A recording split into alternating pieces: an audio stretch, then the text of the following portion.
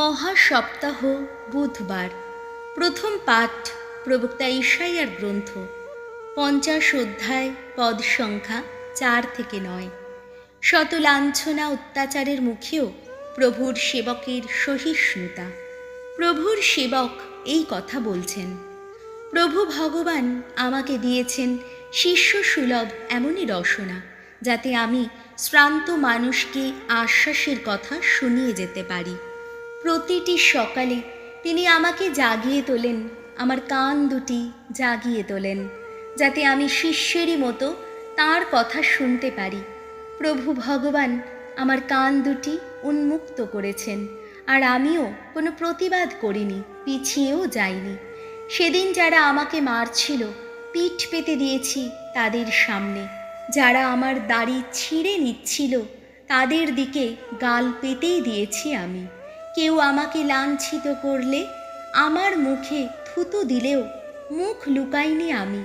স্বয়ং প্রভু ভগবানই তো সহায় আমার, তাই কোনো লাঞ্ছনা আমাকে ছুঁতেই পারেনি। তাই আমার মুখ কঠিন করে তুলেছি পাথরেরই মতো।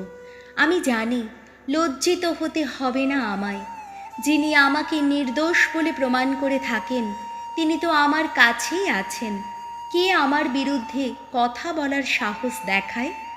বেশ তো, চলো আমরা একসঙ্গেই সেই বিচারকের সামনে গিয়ে দাঁড়াই। কে আমার বিরুদ্ধে অভিযোগ আনতে চায়, বেশ তো সে সামনেই এসে দাঁড়াক। স্বয়ং প্রভু ভগবানই যখন সহায় আমার, কেই বা প্রমাণ করতে পারে অপরাধী আমি? প্রভুর বাণী। শ্যাম সঙ্গীত ধুয়ো।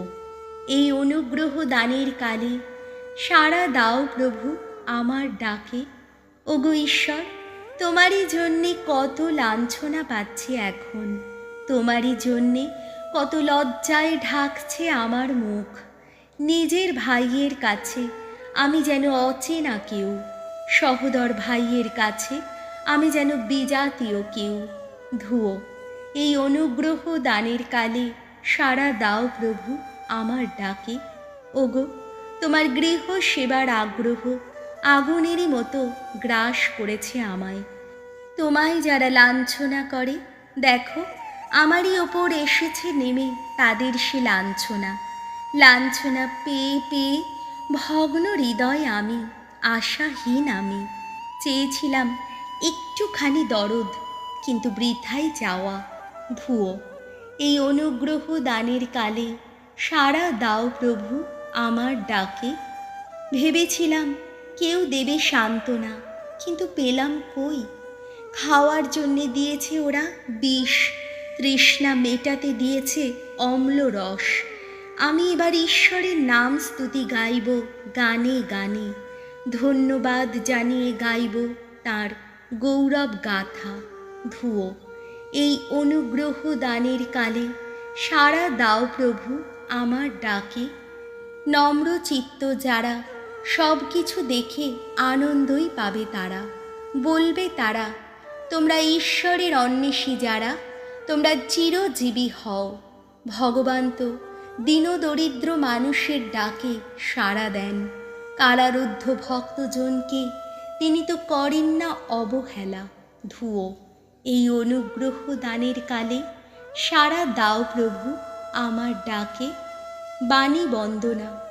ওগো প্রেমের ঠাকুর, তোমায় করি গো নমস্কার। পরম পিতার কত অনুগত হয়ে বদ্ধভূমির মেষ শাবকের মতো শত্রুর হাতে ক্রোশ পর্বতে তুমি করলে আত্মদান। মথি রচিত মঙ্গল সমাচার 26 অধ্যায়, পদ সংখ্যা 14 থেকে 25। জুদার বিশ্বাসঘাতকতা, অন্তিম ভোজের আয়োজন। একদিন 12 জনের একজন, যার নাম জুদা ইস্কারিয়ত, তিনি প্রধান যাজকদের কাছে গিয়ে বললেন, যিশুকে আপনাদের হাতে তুলে দিলে আপনারা আমাকে কি দিতে রাজি আছেন বলুন। তখন তারা গুনে গুনে 30টা রূপোর টাকা তাঁর হাতে দিলেন। আর জুদাও সেই সময় থেকে যিশুকে তাদের হাতে তুলে দেবার জন্যে একটা উপযুক্ত সুযোগ খুঁজতে লাগলেন। চপটি পর্বের প্রথম দিনে শিষ্যেরা যিশুর কাছে এসে জিজ্ঞেস করলেন, আপনার জন্যে আমরা কোথায় নিস্তার ভোজের ব্যবস্থা করব? বলুন, আপনি কি চান? তিনি বললেন, তোমরা শহরে অমুক লোকদের কাছে গিয়ে তাকে বলো, গুরু বলে পাঠিয়েছেন, আমার সময় প্রায় এসে গেছে। আমি তোমারই বাড়িতে আমার শিষ্যদের সঙ্গে নিস্তার পর্বের অনুষ্ঠান সম্পন্ন করব। শিষ্যেরা তখন যিশুর নির্দেশ মতোই কাজ করে নিস্তার ভোজের আয়োজন করলেন। সেদিন যখন সন্ধ্যা হলো, তখন যিশু সেই 12 জনকে সঙ্গে নিয়ে খেতে বসলেন। তারা সকলে খাচ্ছেন। তখন এক সময় যিশু বলে উঠলেন, আমি তোমাদের সত্যিই বলছি, এই তোমাদেরই মধ্যে একজন আমাকে শত্রুর হাতে তুলে দেবে।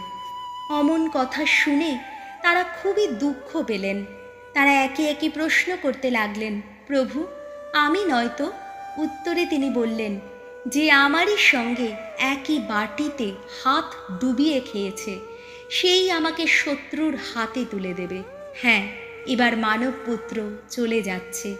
শাস্ত্রে ঠিক যেমনটি তার সম্বন্ধে লেখাই আছে যে সে চলে যাবে, কিন্তু হায় রে সেই মানুষ, মানবপুত্রকে যে শত্রুর হাতে তুলে দিতে চলেছে, সে যদি না জন্মাতো তার পক্ষে ভালোই হতো। তখন জুদা, যিনি তাকে শত্রুর হাতে তুলে দেবেন, তিনি বলে উঠলেন, গুরু, আমি নয়তো?